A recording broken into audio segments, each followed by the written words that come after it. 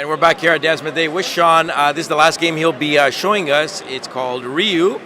Take it away, Sean.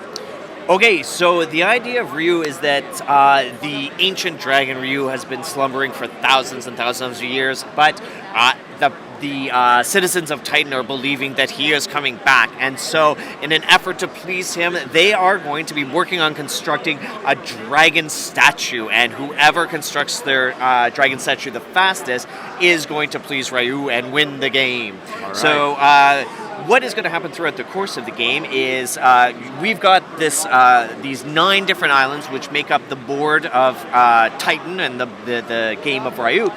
And so during the course of the game, you are going to either take an action and then move your dragon 0 to 2 spaces, or move your dragon 0 to 2 spaces and then take an action, or move your dragon up to 4 spaces around the board. Okay? But you get no action if you do that. So the number one thing you're going to do, and one of the coolest things I think that happens in RYU, is the explore action. So for example, if this is your island here and I move to your island and I want to explore on that island, what's going to happen is I'm going to pay a yellow cube, and then we are going to flip over your tile. Let's flip over one of these tiles here just to show that it is explored. Okay?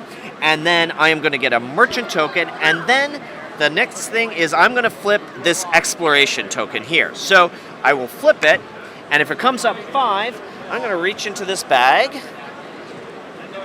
I'm going to pull out 5 cubes. Now you are going to split that into 2 different piles. I'll split that. You'll split that. All right. Let's do that. See what happens. Okay, so then I am going to choose one of those piles, and I get these, and then you get those. Ah, okay. Yeah, so when I explore your island, you get a benefit, and I get a benefit. So you want people exploring your islands. Okay. You can't explore your own island. Now, if I had gotten a 4, what would happen is I would pull out 4 cubes. Let me just see here, get some variety.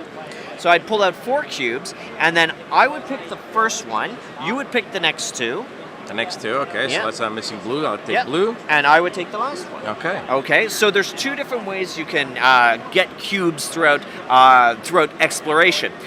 There's also different places you can visit, such as I think this is the Smugglers Guild, so you can spend a yellow cube to get whatever cube you want from the board, plus some smuggler tokens. Yep.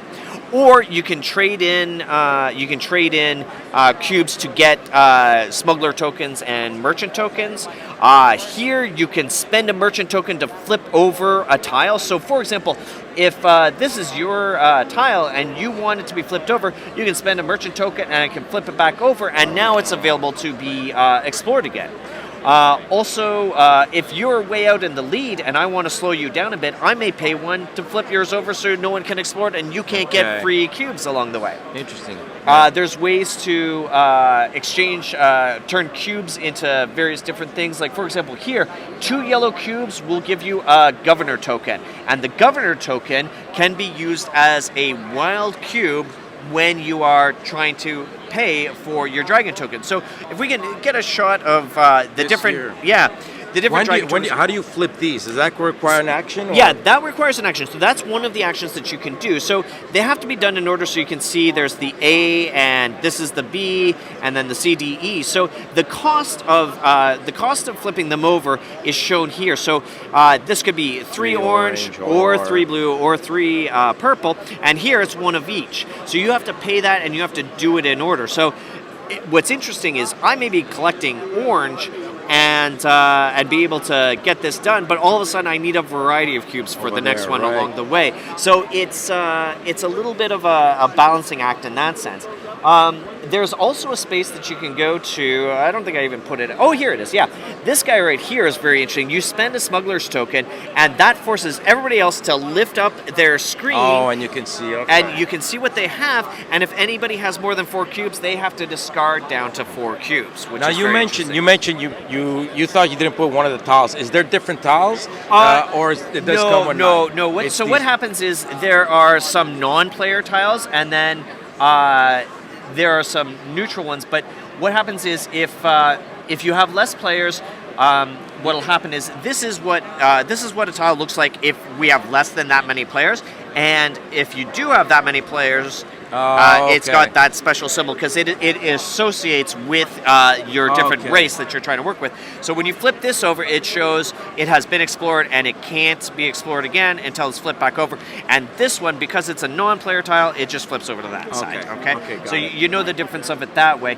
All the other ones are ones that you're going to use in some different way if you want to access it.